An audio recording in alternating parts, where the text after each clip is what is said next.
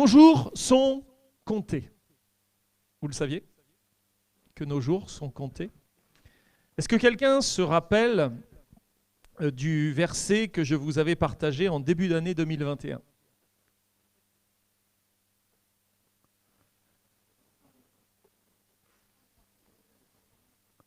Apprends-nous à compter nos jours. C'est quoi la référence? Tu t'en rappelles plus? Non, c'est pas Ésaïe. Nous sommes dans le cadre du livre des psaumes, au psaume 90, et je vais vous lire tout le psaume 90, il n'est pas très long, dans la traduction de la Bible en français courant. Il est écrit « Prière de Moïse, l'envoyé de Dieu ». On attribue ce psaume, alors selon les commentateurs de la Bible, certains l'attribuent à Moïse, puisque c'est marqué « Prière de Moïse », donc ce serait peut-être le seul psaume que Moïse aurait écrit. Mais la tradition chez certains commentateurs est que l'ensemble des psaumes aurait été écrit par David et que David l'aurait écrit comme si c'était Moïse qui écrivait. Donc, à la limite, peu importe qui l'écrit, ce n'est pas la paternité de celui qui l'écrit. Moi, je suis prêt à dire que c'est Moïse qui l'a écrit et que David l'a intégré dans le registre de psaumes. Donc, prière de Moïse, l'envoyé de Dieu.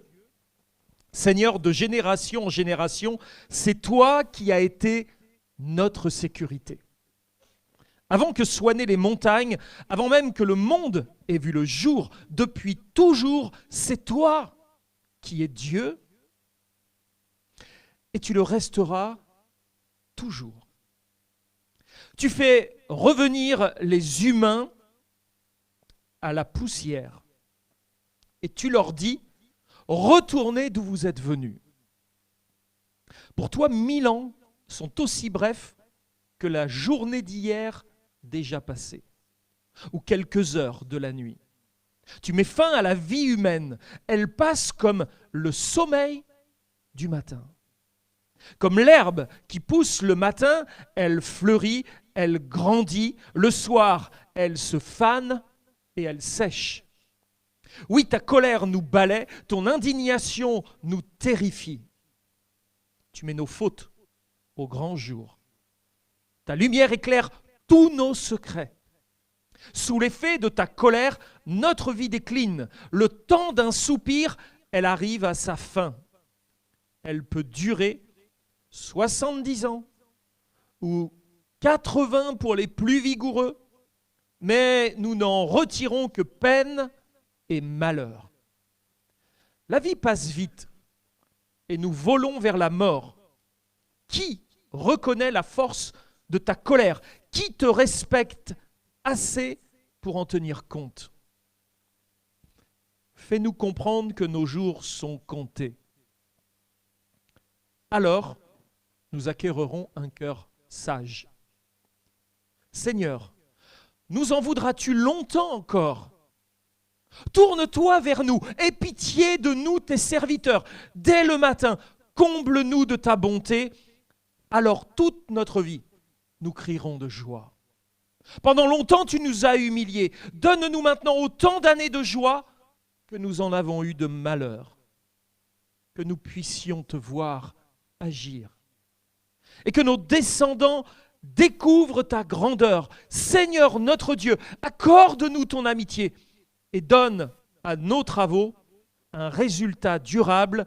Oui, donne à nos travaux un résultat durable. Psaume 90, verset 12. Enseigne-nous à bien compter nos jours afin que nous appliquions nos cœurs à la sagesse. Les commentateurs qui pensent que c'est Moïse qui a écrit ce psaume pensent que Moïse l'a écrit suite au fait qu'Israël est retourné dans le désert et a tourné pendant 40 années à cause de leur idolâtrie et de leur manque de vision et de confiance en Dieu. Évidemment, ce psaume prend tout son sens quand on le remet dans ce contexte où Moïse va intercéder et va dire à Dieu, mais Seigneur, oui, nous avons commis des erreurs, nous avons fait des fautes, nous avons été humiliés pendant tant d'années, mais donne-nous autant d'années de bonheur que nous avons eu d'années de malheur à tourner dans ce désert sans en trouver la sortie. Au sein des circonstances que nous traversons, ce verset du psaume 90 au verset 12 a résonné en moi d'une manière particulière alors que je faisais la lecture de ce psaume en début d'année, comme si Dieu désirait me faire réaliser ou comprendre une chose importante. Ce verset du psaume 90 est en réalité une prière adressée à Dieu qui met en relation le fait de bien compter nos jours avec celui d'appliquer notre cœur à la sagesse. Et on pourrait se dire, quel est le lien entre la mesure du temps et la sagesse qui doit en découler? En quoi le fait de bien compter nos jours développerait une sagesse dans nos vies? Quel est le rapport entre cette comptabilité de jours et le fait que la sagesse soit dans nos cœurs? Il est nécessaire de prendre ce psaume dans sa globalité pour arriver à le comprendre, pour comprendre la réalité de ce qu'il nous enseigne et ce vers quoi il nous conduit. Pourquoi le Saint-Esprit a inspiré son auteur dans un tel déroulement avec quelque chose de tellement important à réaliser? Aussi, en le relisant, ma première impression était de constater combien il est encore pertinent aujourd'hui, ce psaume. On pourrait l'écrire aujourd'hui dans notre actualité. Il n'a rien perdu de sa fraîcheur, de sa pertinence. Il place chacun de nous au cœur de sa propre temporalité. Nous vivons au cœur du temps. Temps qui a une emprise sur nous. Et nous voyons bien l'effet du temps sur notre vie. Nous voyons bien comment le temps qui passe, notre vie s'érode, s'use. Nous sommes donc placés au cœur de notre propre temporalité. Et tout ce psaume nous présente Dieu vivant en dehors de toute dimension chronologique, en dehors de notre temps auquel nous nous sommes assujettis. Mais n'est-ce pas une grâce, d'être placé en face de notre finitude en rapport du Dieu infini? En tant qu'être humain, nous arrivons devant Dieu avec notre finitude. Nous sommes des êtres finis. Nous sommes prisonniers du temps, nous avons un commencement, nous avons une fin. Mais en tant que croyants, nous nous présentons devant un Dieu qui n'a ni commencement, ni fin. Un être infini, une créature finie devant un Dieu qui est infini. Et ce psaume nous positionne donc devant l'intemporalité de Dieu qui est un de ses attributs incommunicables. Mais confronter l'intemporalité de Dieu avec notre propre finitude, c'est difficile. Comment confronter l'intemporalité de Dieu alors que nous sommes finis? C'est une des difficultés quand on s'approche de Dieu. D'arriver à réaliser que Dieu n'a pas de commencement et que Dieu n'a pas de fin. Quand on est dans les clubs avec les enfants et qu'on enseigne la Bible aux enfants et qu'on leur parle de l'attribut de Dieu, de son intemporalité, du fait que Dieu est éternel, ça et la Trinité, c'est un peu compliqué pour les enfants. Comment? Il n'y a pas de début, il n'a pas de début. Mais avant lui, il y avait quoi? Mais il a toujours été. Oui, mais avant? Ben non, mais avant, il n'y a pas d'avant. Il a toujours été là. Et il sera toujours. Vouloir observer, vouloir confronter l'intemporalité de Dieu avec notre propre finitude, c'est comme de vouloir regarder l'univers entier avec une paire de jumelles. Comment je peux regarder l'univers entier avec une paire de jumelles? C'est juste impossible. Jamais l'univers ne pourra rentrer dans mon champ de vision. Je suis bien trop limité pour l'embrasser dans sa totalité. Wayne Grudem, dans sa théologie systématique, va écrire « Nous devons affirmer à la fois que Dieu n'est pas soumis à une succession de moments dans son être. » Nous, notre vie, ce n'est que des successions de moments. Et nous devons affirmer à la fois que Dieu n'est pas soumis à une succession de moments dans son être et qu'il voit toute l'histoire avec la même clarté. Toute l'histoire. Dans sa création, il voit la marche des événements à travers le temps et agit différemment à différents moments dans le temps. En bref, il est le Seigneur qui a créé le temps. C'est lui qui l'a créé, qui règne sur lui. Nous, c'est le temps souvent qui règne sur nous. Et d'ailleurs, parfois, on n'arrive pas à le maîtriser, évidemment. Et qui s'en sert pour accomplir ses propres desseins. Dieu peut agir dans le temps du fait qu'il est le Seigneur du temps. Il l'utilise pour manifester sa gloire. Dieu utilise son temps pour manifester sa gloire. Nous, parfois, on dépense notre temps pour manifester notre honte.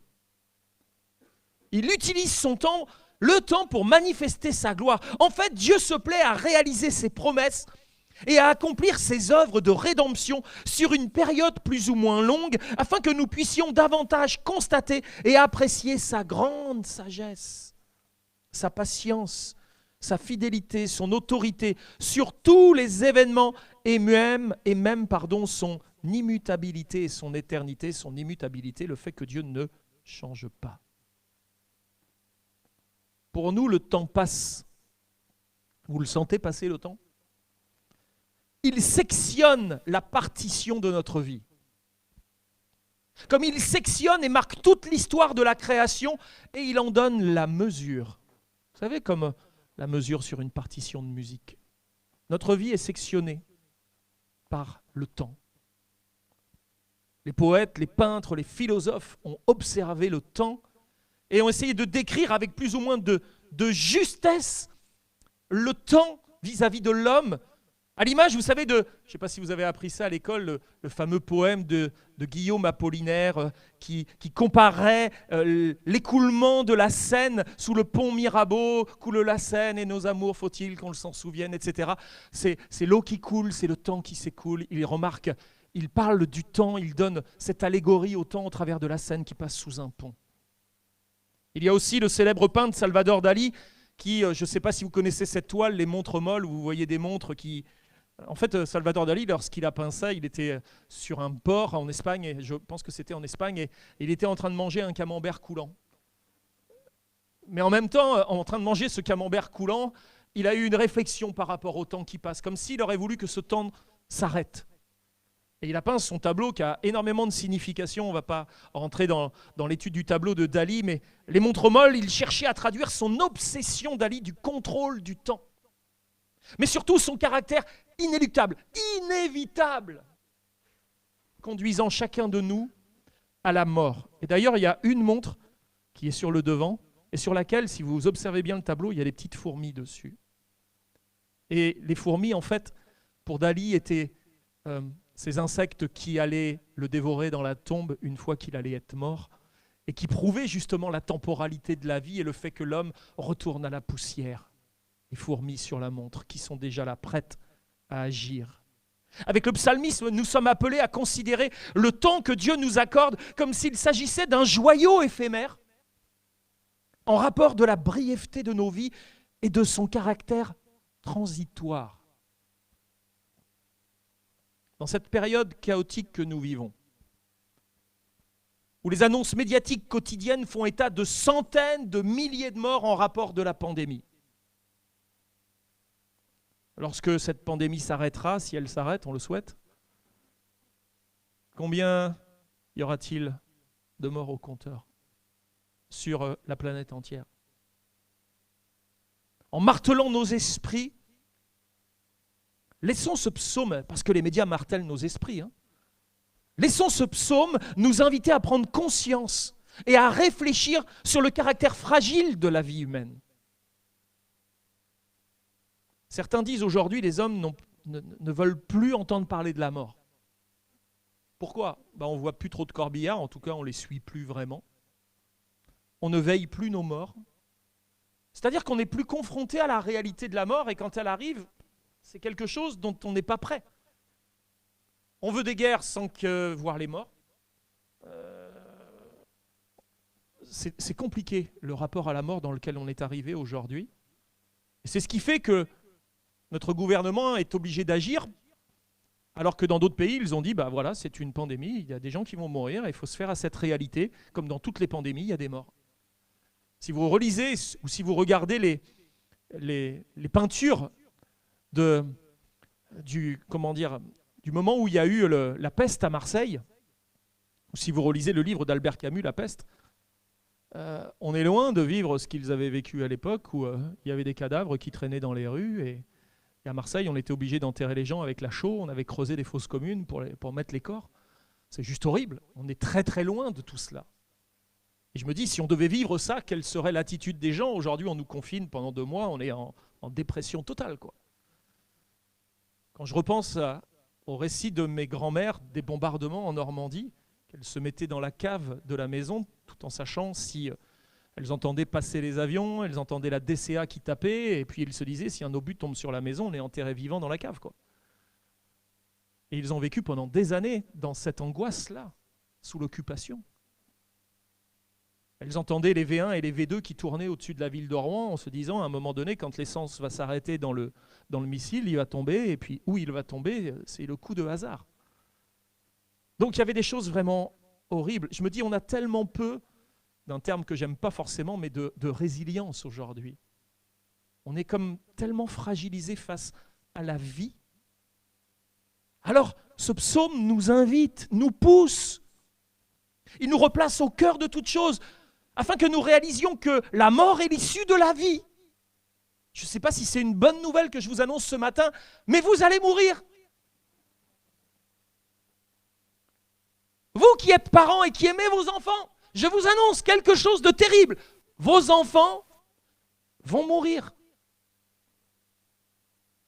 Vos petits-enfants vont mourir. C'est inéluctable. On ne pourra jamais le contourner. C'est l'issue de la vie.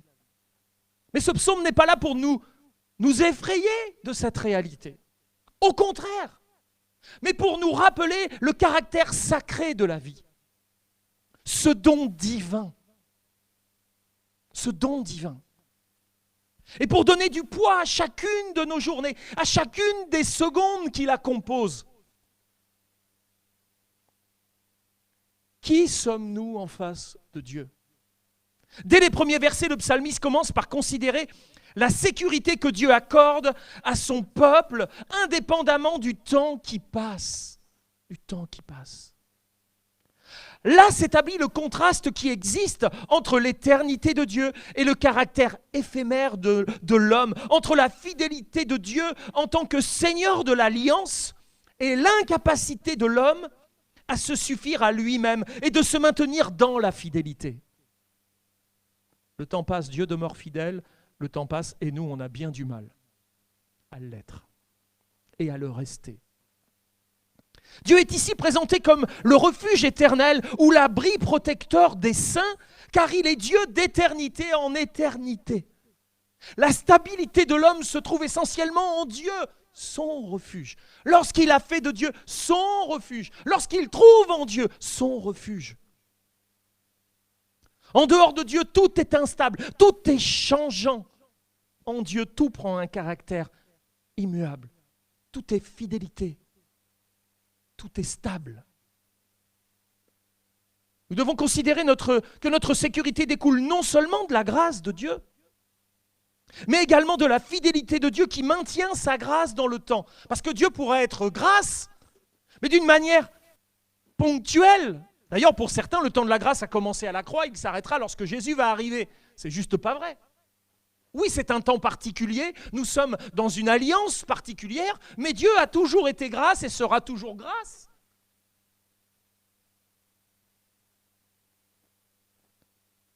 Notre sécurité, c'est que la grâce de Dieu est intemporelle.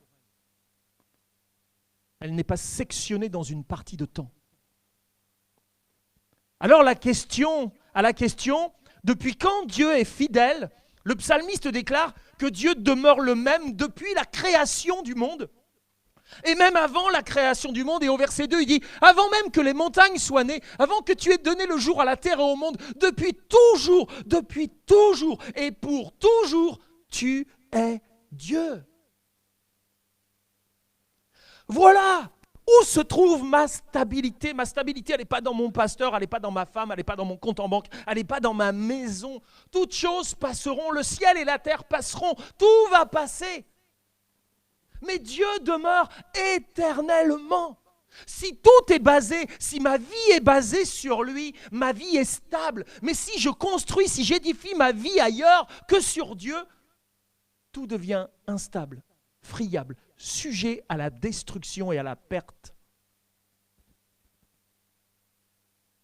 Le même Dieu qui était à la création, l'auteur de toutes choses, qui a tout amené à l'existence, est le refuge du peuple qu'il s'est choisi. Quelle sécurité plus fiable peut-on désirer ou espérer? Dites-moi. Quelle sécurité plus fiable? Mais le Dieu créateur tout-puissant, immuable et fidèle est le même qui a mis une limite à la vie des hommes et des femmes suite à la chute en Éden. Le jour des hommes et des femmes a été limité après la chute en Éden. C'est pourquoi, au verset 3, nous lisons « Tu fais revenir les humains à la poussière, tu leur dis « Retournez d'où vous êtes venus. » Tu es poussière, Adama, limon rouge, homme créé à partir de la terre rouge. Et à partir de cet homme, la femme a été créée de son côté.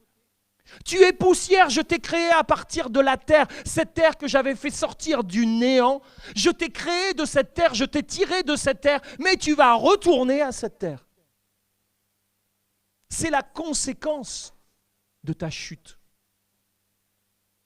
Tu vas retourner à la poussière. Et il y a là un rappel de la terrible malédiction de Genèse 3,19 où il est dit, c'est à la sueur de ton visage que tu mangeras du pain jusqu'à ce que tu retournes à la terre d'où tu as été pris. Car tu es poussière et tu retourneras à la poussière. Et l'auteur du psaume nous rappelle cette évidence du livre de la Genèse, suite à la chute en Éden. Tu as été tiré de la poussière, tu vas y retourner. C'est inéluctable. Le psaume 90 est là pour nous rappeler que depuis ce drame, l'homme ne fait que passer. Ses jours ont été limités. Et que la mort est la fin commune à tous. Cette mort que personne n'accepte, que certains craignent et que d'autres préfèrent ignorer même. Vivre comme si elle n'arrivera jamais. Et dire si elle doit arriver, qu'elle ne me prévienne surtout pas. Qu'elle me prenne pendant que je dors. T'as de la chance, hein, si ça se fait comme ça. Elle demeure une volonté divine, cette mort, découlant directement de la chute de l'homme. Ce n'est pas une fatalité de la vie, la mort. C'est une volonté de Dieu que nous mourrons. Ce Dieu qui nous aime a dû limiter notre vie. Ce n'était pas ce qu'il voulait au commencement. C'est la conséquence de notre chute. Chaque décès est en quelque sorte une sorte de rappel à notre condition humaine pécheresse, dont il est nécessaire de limiter la durée, afin de diminuer l'impact négatif produit par une vie déchue. Vous imaginez un homme profondément pécheur qui vivrait éternellement le dégât qu'il pourrait faire? Déjà, chaque génération, regardez l'impact de chaque génération sur la planète.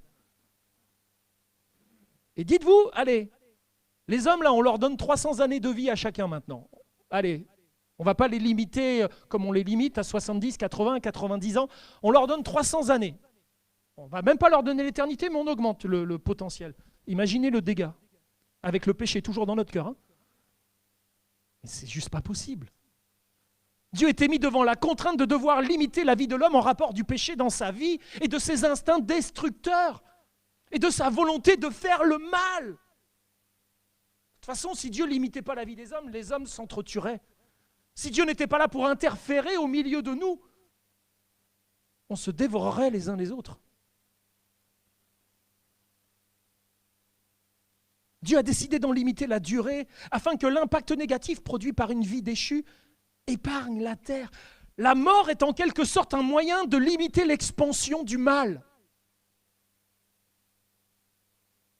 La mort est un moyen de limiter l'expansion du mal. Alors qu'est-ce qu'une vie? Qu'est-ce qu'une vie?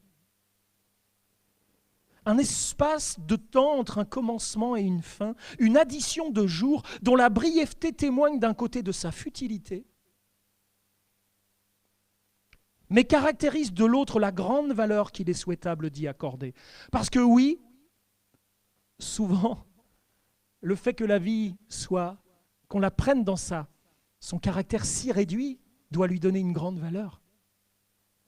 Elle est précieuse justement parce qu'elle est courte. Et souvent, on se rend compte du caractère précieux de la vie quand on arrive vers sa fin. C'est triste, non? On devrait enseigner à nos enfants le caractère précieux de la vie. Et le fait de donner à chaque jour la valeur qu'il doit avoir. Chaque jour est un présent de Dieu. Aujourd'hui, je me lève, un cadeau m'est fait encore. Je reçois ce cadeau de Dieu dans mon actualité, dans mon quotidien, mais fasse que je le reçoive, pas d'une manière blasée. Vous savez, il y a des personnes, vous leur faites un cadeau, mais comme ils ont tout, ils sont blasés. Ah ouais, d'accord, merci. Ils posent, ils mettent à côté des autres. Parfois, on reçoit la vie comme quelque chose, voire même, c'est même pas qu'on est blasé, c'est « Ah, encore ?» On s'en plaint, quoi. Dieu nous fait le cadeau de la vie et on parle de cette vie comme d'une plainte, comme d'un fardeau qu'on traîne. Et certains vont tellement loin dans cette plainte qu'ils décident d'en arrêter la vie. Comme si en jetant le cadeau, le problème était résolu. La vie, une addition de jours dont la brièveté témoigne de sa futilité, mais qui caractérise aussi sa grande valeur. Versets 4 à 6, pour toi Dieu, 1000 ans sont aussi brefs que la journée d'hier, déjà passée. Ou quelques heures de la nuit. Tu mets fin à la vie humaine, elle passe comme le sommeil du matin. Comme l'herbe qui pousse le matin, elle fleurit, elle grandit. Le soir, elle se fane, elle sèche. L'analogie de la vie de l'herbe n'est pas seulement une tournure poétique souhaitée par l'auteur du psaume. Elle est surtout à prendre en considération quand nous réfléchissons à notre propre vie. Poussé par le Saint-Esprit, l'auteur de ce psaume dit « Ta vie, c'est comme l'herbe ». Ça force l'humilité, non, vous ne trouvez pas? Surtout si vous avez l'habitude tous les samedis de prendre la tondeuse à gazon et de couper votre jardin. Vous arrachez la mauvaise herbe dans les plates-bandes. Ma vie, c'est de l'herbe. Comme l'herbe. Pareil. Vous savez que nous ne traversons pas les siècles. C'est bien rare celui qui traverse un siècle entier. Nous ne traversons pas les siècles. Nous n'occupons qu'une place très ponctuelle sur la frise chronologique de l'histoire du monde. Et puis, pour tout dire, je pense qu'aucun de nous ne seront inscrits sur les frises chronologiques de l'histoire du monde et que nos enfants ne verront pas notre nom dans les manuels d'histoire. C'est bien rare. Personne n'a cette ambition-là de... Non, ça va. Ça va simplifier nos relations pour l'avenir.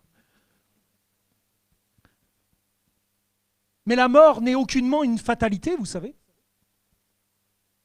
Qu'il nous faudrait avaler et supporter faute de pouvoir en anéantir son pouvoir. Parce que là, je sens la fatalité arriver sur vos épaules. Ah ouais, il nous a plombé un peu le pasteur ce matin, là. Il nous a parlé de la mort, là. Il ne peut pas nous parler de la vie, là. On est en pleine pandémie. Lui aussi, il nous parle que de la mort. Oh là là. Mais je ne vous dis pas que la mort, c'est une fatalité qu'il faut avaler, là. Ah ouais, la mort m'est un gain, disait Paul. Qu'est-ce qu'il a compris, Paul, là, que nous, on ne comprend pas. Nous, la mort, c'est perte, c'est pas gain. On dit d'ailleurs, j'ai perdu quelqu'un qui m'est proche. Mais s'il était en Christ, tu ne l'as pas perdu. Il faudrait des fois changer un peu notre vocabulaire. La mort n'est pas une fatalité qu'il nous faudrait avaler et supporter, faute de pouvoir en anéantir le pouvoir. La mort ne doit pas être non plus appréhendée comme une chose normale. Est-ce que la mort, c'est normal? Non, la mort, c'est pas normal. Nous, on trouve ça normal. Mais la mort, elle est anormale. L'homme n'était pas fait pour mourir au commencement. C'est le résultat d'un accident, d'une désobéissance. Elle n'est pas normale. Ce n'est pas une normalité. Oui, devant Dieu, nos jours sont comptés. Versets 7 à 11, oui, ta colère nous balaie, ton indignation nous terrifie. Tu mets nos fautes au grand jour, ta lumière éclaire tous nos secrets. Sous l'effet de ta colère, notre vie décline. Le temps d'un soupir, elle arrive à sa fin. Elle peut durer 70 ans et 80 pour les plus vigoureux. Mais nous n'en tirons que peine et malheur. La vie passe vite et nous volons vers la mort. Qui reconnaît la force de ta colère? Qui te respecte assez pour en tenir compte? Et dans ces versets, le psalmiste témoigne de l'évidence que notre mort est en lien direct avec la colère de Dieu. Elle n'est que la conséquence de la désobéissance d'Adam et de Ève, qui ont voulu volontairement s'autonomiser par rapport à Dieu. Elle témoigne de leur révolte et de leur rébellion vis-à-vis de Dieu. Révolte et rébellion qui s'est répandue dans le cœur de tous leurs descendants. Et en un mot, elle est le moyen de mettre en lumière tous nos secrets. N'est-ce donc pas bizarre, excusez-moi, je ne l'ai pas mis, n'est-ce donc pas bizarre que beaucoup voient la mort comme essentiellement ténébreuse? La mort, c'est un voile de ténèbres qui s'abat, non?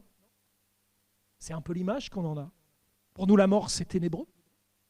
Mais le psalmiste a l'air de dire que la mort, c'est le moment d'entrer dans un éclairage, une mise au grand jour.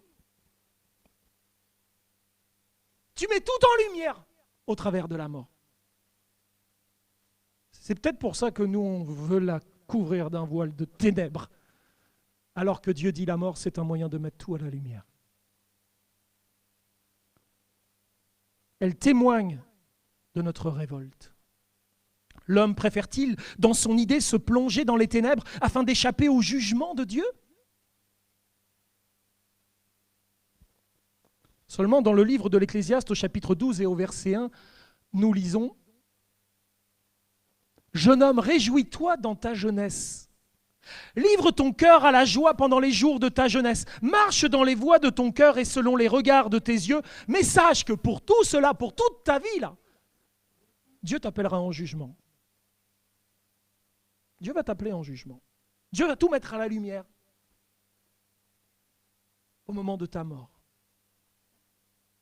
La mort n'est pas une finalité qui effacerait notre ardoise en raison d'une volonté humaine d'anéantissement. Certains disent « Non mais après la mort, il n'y a plus rien. » Ah ouais, ça efface tout comme ça.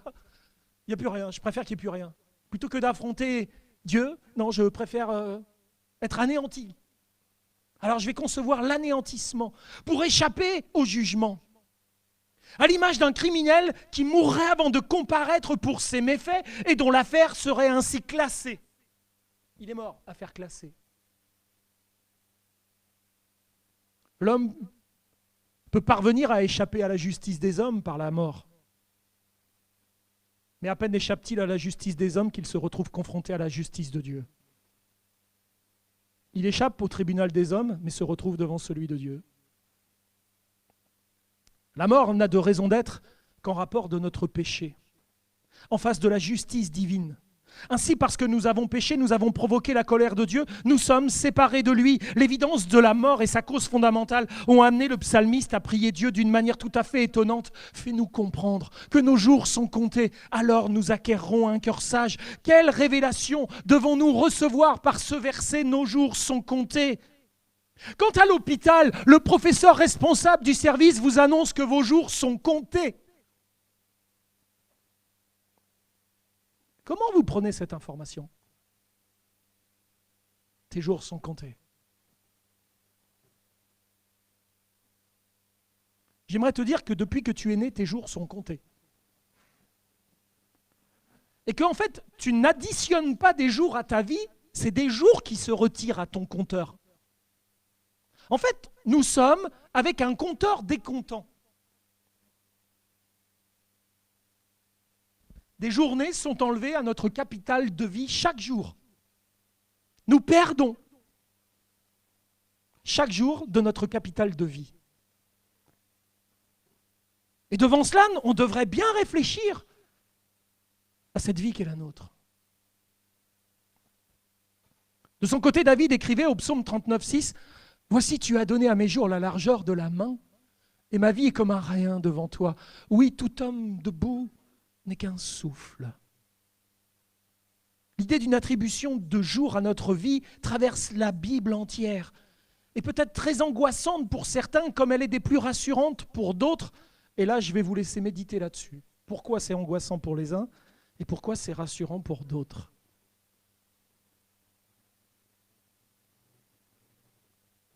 Une quantité de jours a donc été créditée au compteur de notre vie. Chaque jour, une unité de valeur en est retirée. Mais comment réagir à la vue de ce décompte irrémédiable ? Vos jours sont comptés.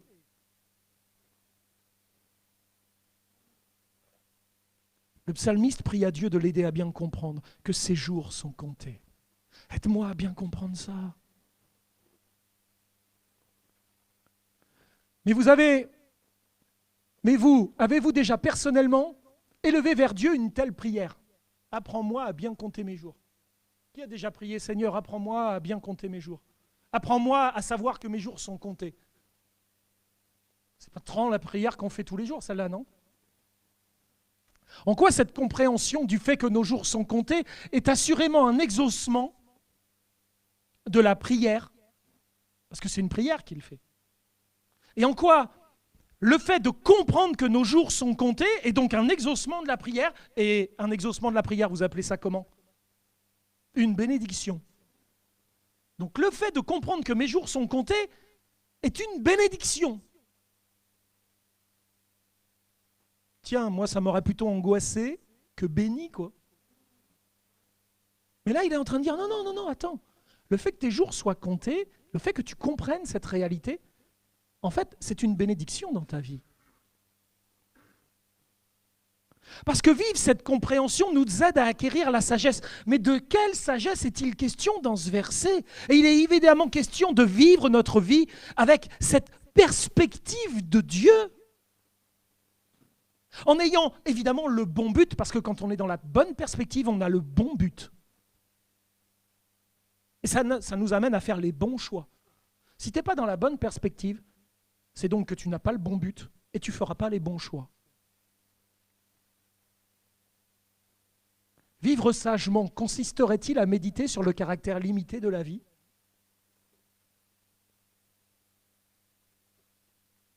Une telle réflexion serait vaine, même si elle revêt en soi une certaine dimension philosophique. Comprenons qu'il y a une volonté divine qui consiste à faire naître en nous une espérance d'immortalité qui n'est accessible qu'en Dieu et en sa grâce. Il y a une volonté de Dieu. Dieu a mis dans le cœur de l'homme la pensée de l'éternité. Devant sa temporalité, devant l'échéance de la mort, l'homme est confronté à la pensée de l'éternité. Et ça l'approche de Dieu, dont il sait que l'éternité sans Dieu est une impossibilité à l'homme. Le psaume 90 a été écrit afin que cette révélation divine vienne imprégner toute notre vie. Nous devons apprendre à réfléchir et à agir en fonction de la brièveté de notre vie. Il y a une chanson, je ne sais pas si vous savez qui en est l'auteur, mais les paroles, c'est « Si on devait mourir demain, qu'est-ce qu'on ferait de plus, qu'est-ce qu'on ferait de moins ?» Vous voyez de qui je parle ? Il n'a plus de cheveux. Si on devait mourir demain, qu'est-ce qu'on ferait de plus? Qu'est-ce qu'on ferait de moins? Prendre conscience d'une telle réalité nous amène généralement devant Dieu, car nous désirons confronter sa lumière et lui demander pardon pour nos fautes. Pourquoi faudrait-il attendre le tribunal pour émettre des regrets et accepter notre culpabilité? Le criminel, il attend le jour de son procès pour commencer à dire « Je regrette ce que j'ai fait ». Ce serait de l'hypocrisie, n'est-ce pas? La manifestation ou le résultat produit par cette volonté de bien compter nos jours afin d'en acquérir la sagesse se décline inévitablement par une vie de prière devant la face de Dieu. Mais le psalmiste n'oublie pas pour autant d'invoquer au verset 10 quel moyen puissant Dieu va utiliser pour nous conduire à cette vie de prière. Mais qu'est-ce que Dieu va faire pour nous aider à réaliser Notre besoin de le prier face à notre temporalité. Et au verset 10, il dit, oh, la vie peut durer 70 ans, 80 ans pour les vigoureux, mais en réalité, nous n'en tirons que peine et malheur. La vie, c'est que peine et malheur. Elle passe vite et nous volons vers la mort. En réalité, il est en train de dire dans ce verset, sont mentionnés les peines et les malheurs qui jalonnent notre vie. Il est dépressif, le psalmiste, ou quoi là? Peine et malheur. Et nous devons prendre chacun d'eux comme des rappels qui nous témoignent de la fragilité de notre existence humaine et surtout de notre besoin de Dieu. Si toute chose concourt au bien de ceux qui aiment Dieu, dira Paul dans Romains 8, 28, nous pouvons alors compter sur Dieu pour déployer tous les moyens nécessaires afin de nous contraindre, si cela s'avère utile, à le prier. Au travers de quoi? De la possibilité qu'il laisse à la peine et au malheur de nous atteindre. Toute chose concourt au bien de ceux qui aiment Dieu, même leur peine et leur malheur. Et nos peines et nos malheurs sont bien souvent les choses qui nous ont rapprochés le plus de Dieu.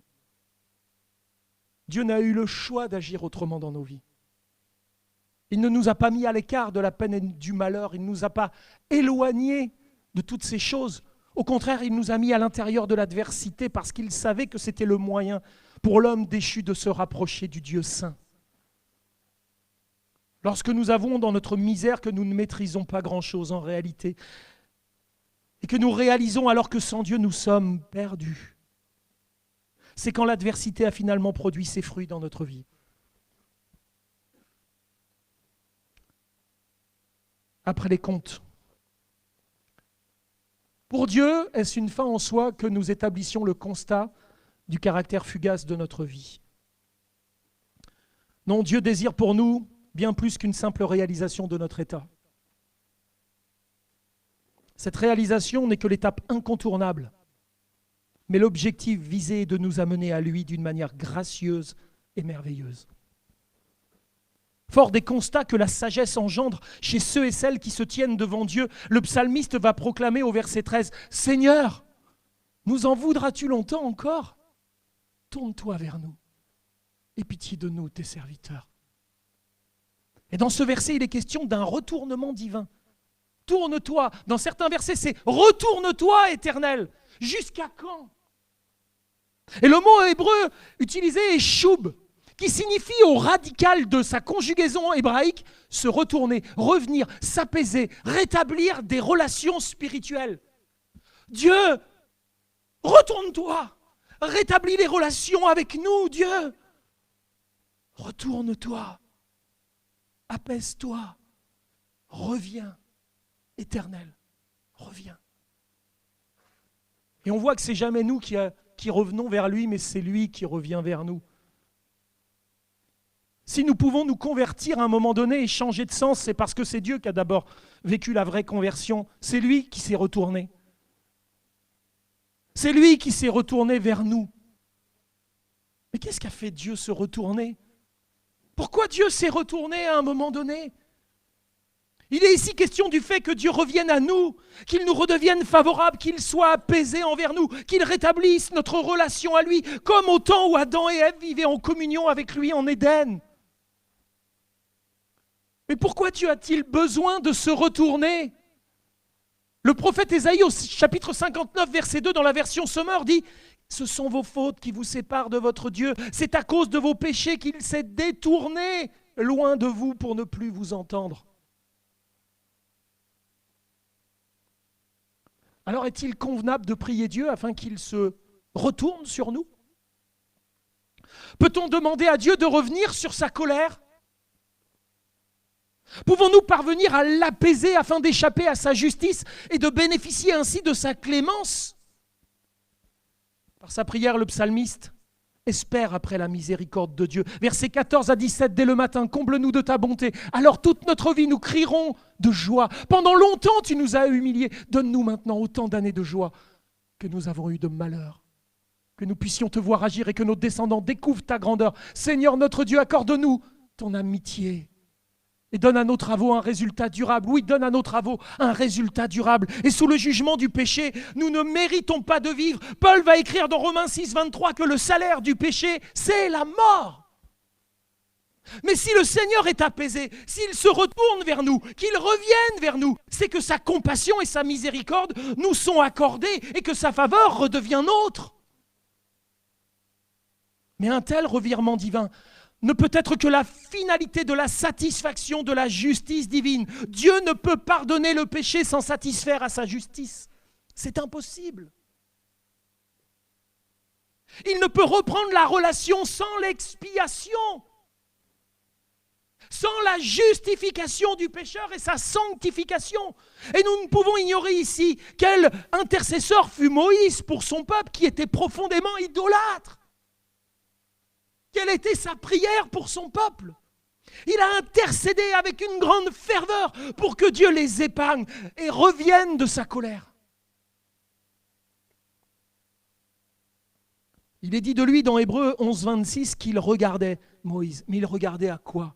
Il regardait à l'opprobre de Christ comme une richesse plus grande que tous les trésors de l'Égypte, car il avait les yeux fixés sur la rémunération. Qu'est-ce que regardait Moïse?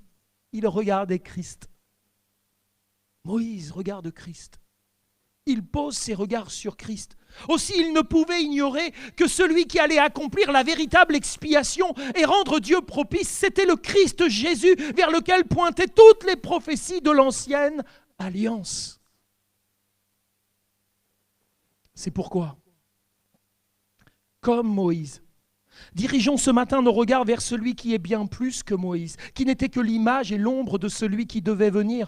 John Macduff va dire « Christ est entré seul dans le lieu saint, ayant lui-même obtenu la rédemption éternelle pour nous, la caution solitaire sur terre. Il est l'intercesseur solitaire d'en haut. Aucune autre voix ne plaide avec le Père. Aucun autre prêtre ou ministre, saint ou ange ne peut être utile pour s'interposer entre le pécheur et Dieu. » Redonne-nous les années que nous avons perdues. Il intercède pour nous. Il redonne de la valeur à nos vies. De créatures finies et temporelles, grâce à lui, nous pouvons espérer dans l'intemporalité. Oui, nos jours sont comptés. Mais Jésus plaide pour nous auprès du Père tous les jours de notre vie afin que nous ayons un plein accès au trône de la grâce dans le tabernacle céleste. Il est dans cette intercession permanente afin de maintenir la faveur de Dieu sur la vie de ceux et de celles qu'il considère par adoption comme ses fils et ses filles. Et Thomas Brooks écrira « L'écoute de Dieu à nos prières ne dépend pas de notre sanctification, mais de l'intercession de Christ, non pas de ce que nous sommes en nous-mêmes, mais sur ce que nous sommes dans le Seigneur Jésus. Tant nos personnes que nos prières sont acceptables dans le bien-aimé. » Voilà la sagesse dans laquelle Dieu désire nous voir aujourd'hui. Elle se manifeste pleinement lorsque nous nous jetons par la foi dans les bras du Christ. Nous confions pleinement en lui, dans notre union à lui, parce qu'il est notre justice, il est notre sanctification, il est notre salut, il est notre sagesse. Apprenons à bien compter nos jours pour entraîner notre cœur à la sagesse. Un tel exercice s'inscrit dans la discipline joyeuse du chrétien qui ne cesse de méditer chaque jour sur l'éternité qui lui est offerte par grâce en Jésus-Christ. Chaque jour, que chaque jour nous puissions, nous aussi, dès le matin, dire « Tu nous combles de ta bonté », que toute notre vie nous puissions crier de joie car tu nous donnes dans ta richesse insondable bien plus d'années de joie que nous en avons de malheur, que nous puissions continuer de te voir agir et que nos descendants découvrent eux aussi ta grandeur. Seigneur notre Dieu, merci pour ton amitié et donne à nos travaux un résultat durable. Oui, donne à nos travaux un résultat durable. Confiant dans le Seigneur et reconnaissant à son égard, nous pouvons désormais nous attacher à accomplir les bonnes œuvres que Dieu a préparées d'avance afin que nous les pratiquions en lui apportant à notre tour cette même requête. Affermis pour nous l'œuvre de nos mains, oui, affermis l'œuvre de nos mains. Alors avec l'apôtre Paul, je vais vous donner un petit conseil. Paul disait dans Éphésiens 5,16, « Rachetez le temps car les jours sont mauvais. » Est-ce que vous pensez que les jours que nous vivons sont mauvais? Évidemment qu'ils le sont, et ça risque d'augmenter. Racheter le temps, c'est surtout ne plus en perdre. Racheter le temps, c'est pas passer du temps dans les divertissements, dans les vanités de la vie. Tout le pan culturel de notre pays a été éteint. Les gens angoissent. Pourquoi ? Parce qu'ils n'arrivent plus à se divertir. C'est-à-dire qu'ils ont toujours les yeux fixés sur la réalité. Ils aimeraient se divertir, retourner au cinéma, revoir des choses qui leur changent les idées, écouter de la musique, se changer les idées. Ils veulent se changer les idées.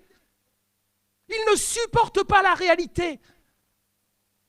En cela, on pourrait dire, la Covid a fait un sacré boulot, quoi. Elle met les gens devant la réalité de la vie. Et devant la réalité de la vie, c'est comme ça qu'ils peuvent s'approcher de Dieu. Que nous ne soyons pas comptés parmi les gens du monde qui n'ont qu'une espérance en réalité. C'est de fuir cette réalité. Vivement que ce tour devienne comme avant. Ben non. Surtout que ça ne redevienne pas comme avant. S'il te plaît, Seigneur, fais que ça ne redevienne pas comme avant. Que je ne dépense pas mon capital de jour dans les futilités, les vanités de cette vie, mais que je comprenne quel est le don que tu m'as fait, combien chaque jour est précieux pour m'approcher de toi. J'attendrai pas le jour du tribunal pour faire repentance. C'est aujourd'hui le jour de grâce, aujourd'hui le jour du salut. Ma vie n'est pas entre mes mains, elle est clairement entre celles de Dieu. Dieu a départi un jour à ma vie. Peut-être que dans sa grâce, il en rajoutera comme il a pu en rajouter à Ézéchias, mais c'est quand même très très rare dans la Bible. J'ai un nombre de jours et chaque jour, un s'en va. Qui sait si ce n'est pas le dernier, celui d'aujourd'hui à ton compteur, et que demain tu ne seras plus. Quelle valeur prendrait cette journée si c'était la dernière de ta vie ? Quelle valeur prendrait-elle ? Qu'est-ce que tu ferais ? Irais-tu te réconcilier avec ceux avec qui tu es en peine ? Irais-tu régler certains comptes pour paraître devant Dieu les mains propres et le cœur soulagé ? Pourquoi tu attendrais demain, après-demain ou dans quelques années pour faire cette démarche ? Pourquoi pas aujourd'hui ? Et si ce jour était le dernier, si tes jours étaient à ce point comptés, alors tu ne te poserais même pas la question. Tu ferais ce que tu as à faire. Tu mettrais les choses à jour.